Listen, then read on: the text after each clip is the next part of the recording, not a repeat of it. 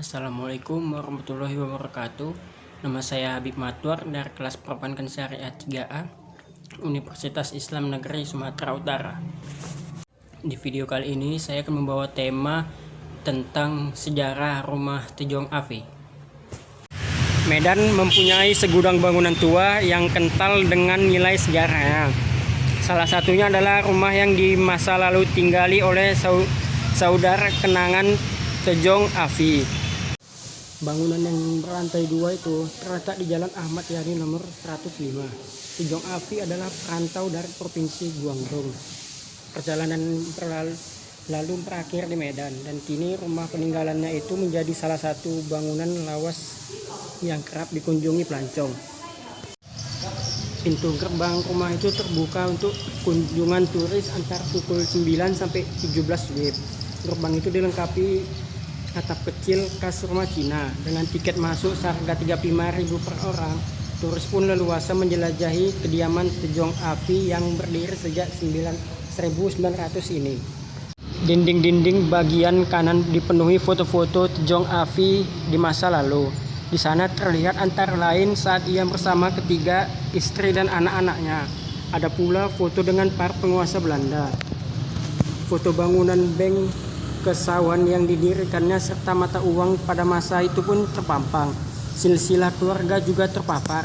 Pelajaran sejarah tentang kota Medan pun dimulai. Dari ruang ke ruang, saya terus menyimak setiap yang terpasang di dinding-dindingnya. Ada juga mebel yang ditata rapi hingga sampailah di ruang terbuka di bagian tengah. Dan di sana saya melihat lantai 2 di sisi belakang rumah itu. Saya pun menaiki tangga ke lantai 2 menemukan ruang yang sangat luas. Disinilah dulu Tejong Afi mengadakan pesta, termasuk pesta dansa dengan orang Belanda. Semua ruangan tertata rapi dan terawat. Tidak semua khas Cina, beberapa bagian dimunculkan dengan gaya arsitektur Melayu dan Eropa. Ada tempat ruang tamu di lantai 2 ini, yakni ruang khusus untuk menerima Sultan Delhi.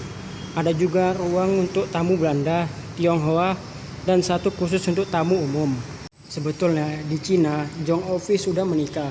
Kemudian ketika di Sumatera, ia menikah dengan perempuan dari Penang, Malaysia, dan mendapatkan 3 anak. Namun istrinya tidak berumur panjang. Terakhir, Tejong Afi menikah dengan perempuan asal Binjai, Sumatera Utara, dan mendapatkan 5 anak. Tejong Afi datang ke pelabuhan Delhi kala berusia 18 tahun dengan bekal yang sangat minim. Ia merantau ke Hindia Belanda mengikuti kakaknya yang lebih dulu pindah ke Sumatera. Ketika tiba di pelabuhan, ia bekerja serabutan, mulai pelayan toko, kelontong, kemudian bekerja di perkebunan. Kerja keras, pergaulan yang luas, dan kebaikan yang membuat ia menonjol. Akhirnya, suatu saat ia berhasil memiliki perkebunan yang sangat luas. Tejong Afi adalah orang Tionghoa pertama yang memiliki lahan semacam itu. Lalu dia mengembangkan usaha perkebunannya hingga ke Sumatera Barat. Ia menjadi tokoh multikultural yang sangat merangkal semua kalangan.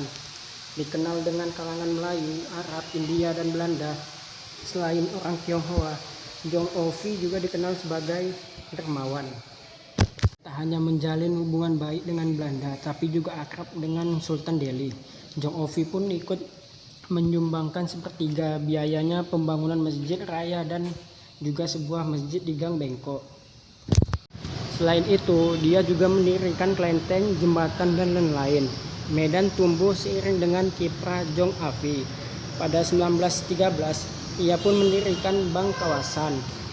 Ia juga menyantuni anak-anak dari kalangan papa tanpa pilih bulu. Yang menarik dalam wasiatnya, Tejong Afi meminta keturunannya untuk menjalankan prinsipnya tersebut dan terus berbuat baik. Di antaranya dengan tetap menyantuni anak tidak mampu. Ya, saya sekarang sudah bersama dengan kakak. Christine. Kakak ini akan menjelaskan beberapa hal tentang rumah ini. Bagaimana pendapat kakak tentang kira-kira membersihkan rumah yang sangat luas ini? Kalau menurut saya pribadi, kalau untuk membersihkan rumah ini ya Bang, membersihkan rumah ini memang butuh perawatan yang dibilang lebih dari membersihkan rumah kita sendiri, karena terutama ini kan masih bahan-bahan barang-barang yang lama, lantai lama, terutama kayu yang lama, jadi memang harus ada ekstra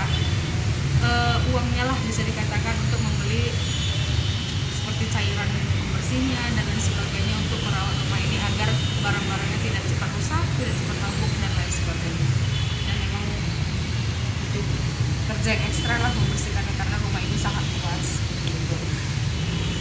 Bagaimana menjaga benda-benda yang sebanyak ini di rumah sangat luas ini, Pak?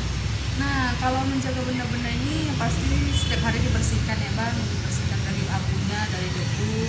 Terus kalau benda-benda yang memang kira-kira sudah lama sekali, yang kira-kira dia tidak bisa kita temukan lagi di tempat lain, apalagi zaman sekarang, itu benda-bendanya ada yang memang kita buat di kelas, di kaca, ada yang kita kunci di lemari, ada yang memang kita tempel, misalkan. Karena kalau melihat ada tulisan kan dilarang menyentuh atau dilarang duduk. Itulah salah satu cara kita untuk menjaga barang-barang ini tetap terawat, apalagi karena barang-barang yang lama. Gitu. Bagaimana sistem penjagaan waktu saat malam hari di rumah ini, Pak?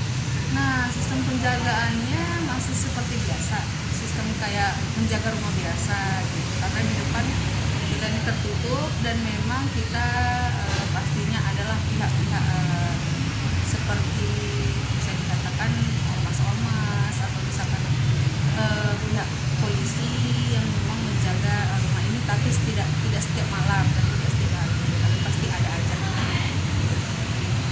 Apakah ada perubahan yang dilakukan terhadap rumah ini, Kak, dari zaman dulu hingga saat ini? Kalau perubahan secara total sih untuk semuanya nggak ada, tapi perubahan sedikit demi sedikit ada. Karena kayak misalnya contohnya lantai-lantai kayu atau kayak jendela atau pintu yang udah kayunya yang udah rusak, itu ada kita ubah, itu ada yang kita ganti, itu ada yang kita tambahkan tiang penyangga atau sedikit lah Bang, konsep-konsepnya misalnya tata letak perabotnya itu kita ubah, karena kan nggak sama dengan yang dulu, karena kan sekarang udah jadi museum, jadi yang bagaimana indah dilihat mata itu kita buat tata letaknya, penempatan barang-barangnya. Mana sudah jelaskan tentang beberapa hal di rumah ini yang dijelaskan oleh Kak Christine ini. Terima kasih. Gimana penjelasan saya? Sudah jelas belum tentang sejarah peninggalan rumah Dong Afif tersebut ini?